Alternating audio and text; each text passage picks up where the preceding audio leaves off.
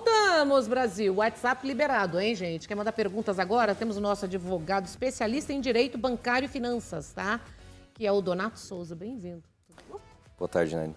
Tudo bem? Ótimo. E você? Excelente. Sempre, né? A gente tem que sempre estar bem. Principalmente, né, quando a gente tem muito dinheiro aplicado no banco, não está endividado. Você entendeu? Ele é especialista nisso, viu, gente? Piadinhas à parte, esse é um homem que entende tudo.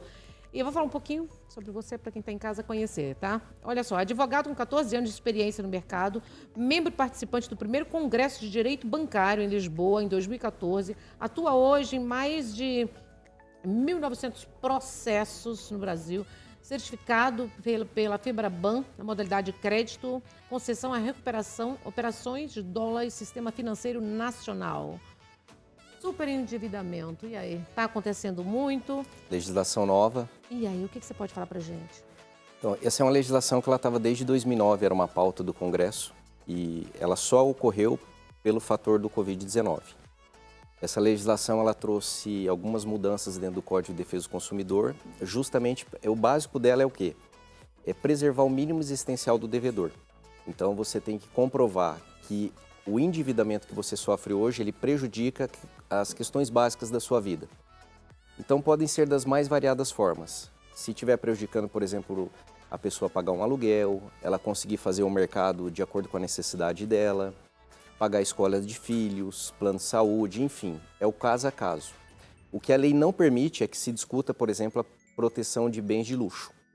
Financei um barco, financei um carro de luxo, isso não está protegido. E também não está protegido o financiamento de imóveis. Todavia, eu posso colocar dentro da conta que eu quero proteção, que o valor que eu pago para ter minha casa própria tem que ser englobado na conta. Só que nós temos duas legislações nesse caso, que podem ser adotadas. Por exemplo, quando eu vou falar sobre funcionário público, que também está sofrendo muito problema nessa área. Hoje a gente está pegando aí o funcionarismo público com até 90% da renda deles já comprometido com bancos. 90%?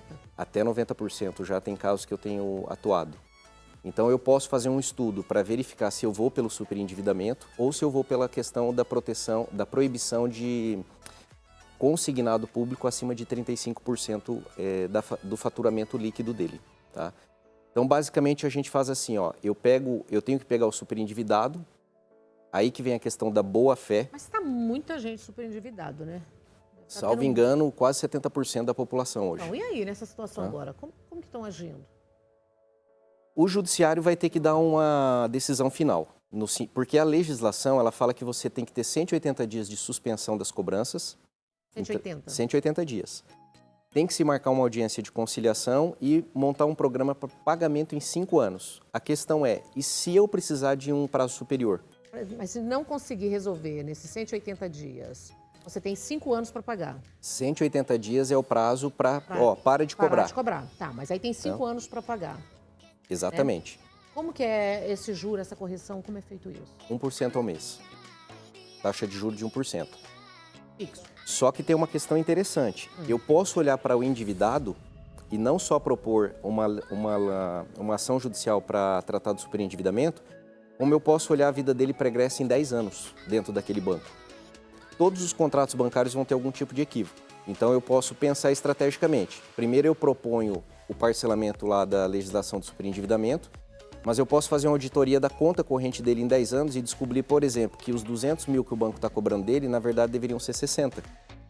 Então, primeiro eu proponho aquilo que traz para ele fôlego e depois eu proponho uma ação em que eu faço a diminuição do endividamento dele. Isso também é possível. Como você tem conseguido muito êxito nisso?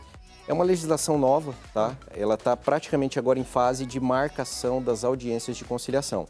Mas já tem saído decisões dizendo para o credor parar a cobrança, não lançar o nome nos órgãos de proteção ao crédito para que lá na conciliação se dê uma decisão final. Doutor, mas vai conseguir pegar pessoas que estão superendividadas também, que estão com o nome sujo? Exatamente, sem problema nenhum. O que eu tenho que provar é a boa-fé. É que a pessoa realmente ela está enquadrada, tem que entrar com a ação. Administrativamente, eu na minha experiência, a única coisa que se resolve administrativamente dentro de banco ou do sistema financeiro é quando uma maquininha de cartão cobra errado. Aí você consegue administrativamente fazer a recuperação. Os outros casos todos têm que ser judicializados. Eu vou explicar o porquê. Por que banco não aceita se está na legislação? Por que ele cobra errado se está na legislação que é proibido? Porque ele pensa em quanto aquilo ali rende. Apenas 2% da população reclamam. Então, se ele cobra algo de forma indevida, ele sabe que, em média, 98% vai ficar no bolso dele. E para ele é muito mais benéfico trabalhar com aquele dinheiro por 3 anos, por exemplo, e fazer ele rentabilizar, porque dentro de um processo judicial, o valor que ele é condenado a devolver compensa. É essa a matemática que os bancos utilizam. Mas aí é um prejuízo o tempo todo, né? Porque se eles cobram essas taxinhas de cartões que você não pediu, o cartão que aparece de crédito, que chega na sua casa, que você não pediu, mas que já conta da sua conta. Eu tenho que entender o sistema financeiro. Eu não posso falar nem de uma atitude A ou B sem eu compreender o contexto. Por exemplo, em média, vou trazer aqui um dado que vai causar até espanto nas pessoas. Em média, 64% dos empréstimos feitos no Brasil não existem. Não é dinheiro palpável. Existe aquilo que é dinheiro, que é a moeda mesmo, metal ou papel que a gente pega, que 36% dele é o que baseia os empréstimos e 64% é o que a gente chama de moeda escritural. Tudo que a gente deposita, eu, você, qualquer pessoa que está assistindo aqui o programa, o banco multiplica no mínimo 2,5 vezes. Então, se eu coloco R$100 na conta, ele empresta 250, no mínimo. Muitos dos empréstimos, então, eles não existem de forma que a gente fala que é fiduciário. Ele existe só na caneta, na contabilidade do banco. Então, por isso que o banco faz tantos mecanismos e artimanhas irregulares, porque muitas dessas questões para ele já é calculado. Ele já sabe a penalidade e o quanto ele lucra com aquilo ali. E agora, e se entrar essas ações contra os bancos também? Elas estão sendo propostas. Tá? Igual eu falei, é uma legislação nova. A gente vai ter um impacto também dentro da economia. Sim. E possivelmente os bancos vão alegar algumas questões daqui em diante, por exemplo, sobre o aumento da taxa de juros. Eu defendo isso nos meus canais, em tudo que eu falo, que a taxa Selic não é o vilão sozinho da taxa de juros do Brasil.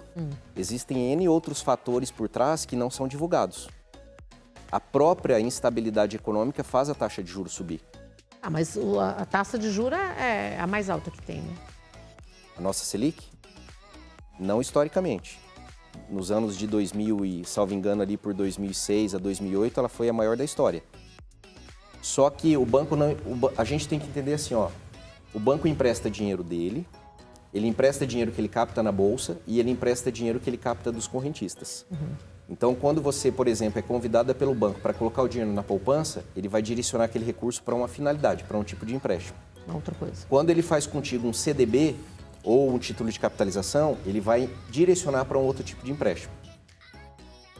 Ele vai pagar para que a gente deixe o dinheiro na mão dele.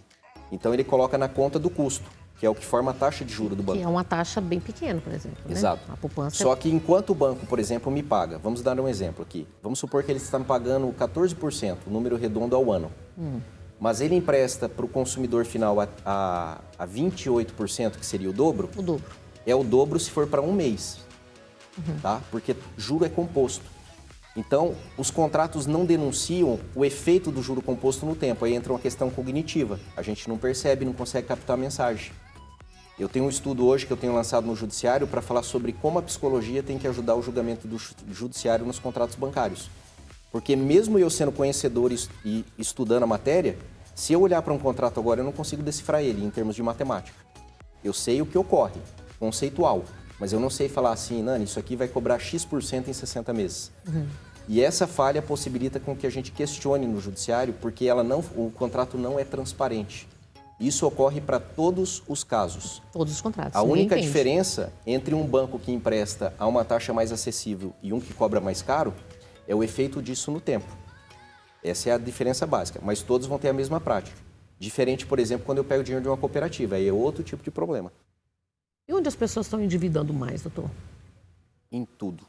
Tudo. Porque, assim, existe também a questão da concessão do crédito irresponsável. Não está conseguindo sair desse endividamento, né? Ela cria um endividamento, o outro banco cria uma linha de crédito, ela pega para pagar aquele anterior.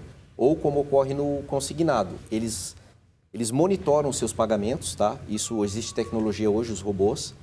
Então, ele vê que você já pagou uma parte para o banco X. Eles veem como aquilo ali pode ser quitado antecipado e te ofertam um novo empréstimo para pagar o anterior e liberar o excesso. É isso que tem feito com os funcionários. Só que eles não fazem só isso. Ele concede o consignado público e na conta corrente eles liberam o CDC, que é o crédito direto ao consumidor. Aí uma taxa muito elevada, alta. 4,50, 4,90 ao mês. Em paralelo, cheque especial. Esse cara não paga mais.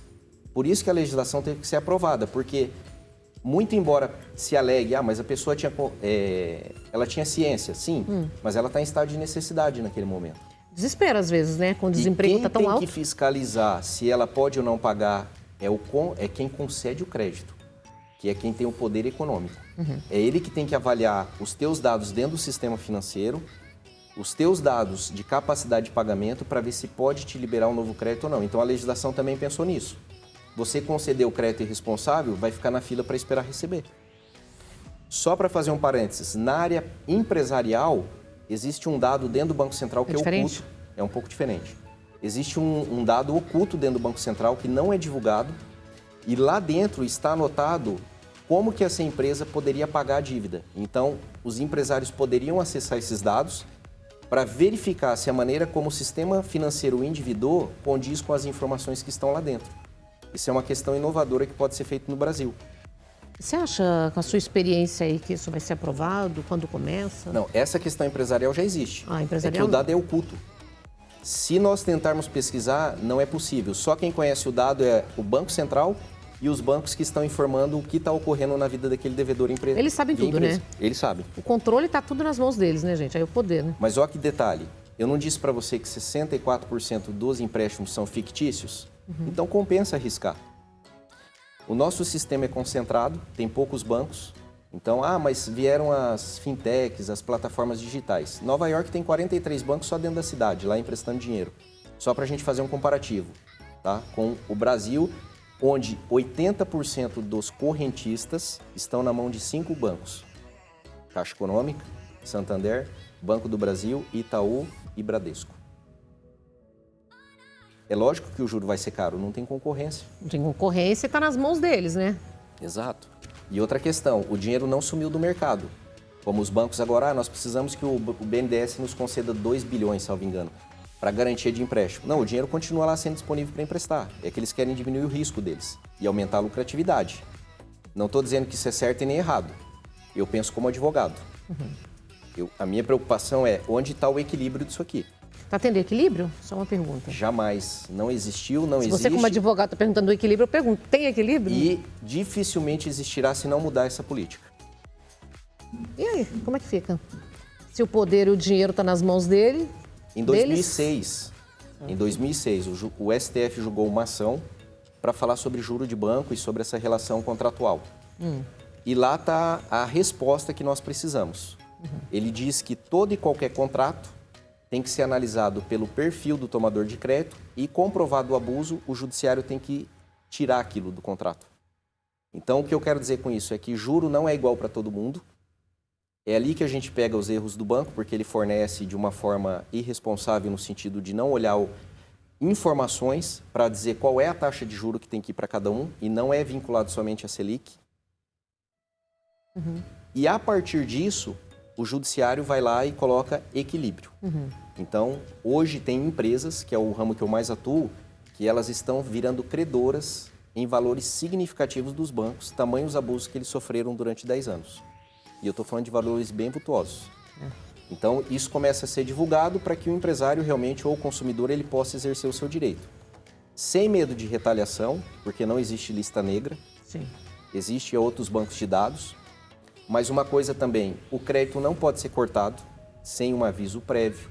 Então, é possível você que perdeu o crédito ir procurar os mecanismos corretos para restabelecer o teu crédito, principalmente o empresário que depende. E quem não tem condição financeira? Não tem condição de ter um advogado?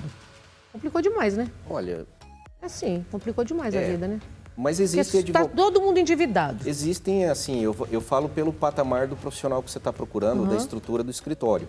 Mas sempre vai ter um advogado disposto a assumir esse tipo de causa. A questão é se o advogado é da área. Você vai entender, né? Porque é tão complicado. Nós somos como médico. A população tem que olhar para o advogado e não achar que ele entende de tudo. Sim. Quem é o especialista daquela área. Eu não falo de outras áreas porque eu não estudo. O meu negócio, desde que eu comecei minha carreira, é fazer solução contra banco. Então, outros assuntos eu não consigo adentrar.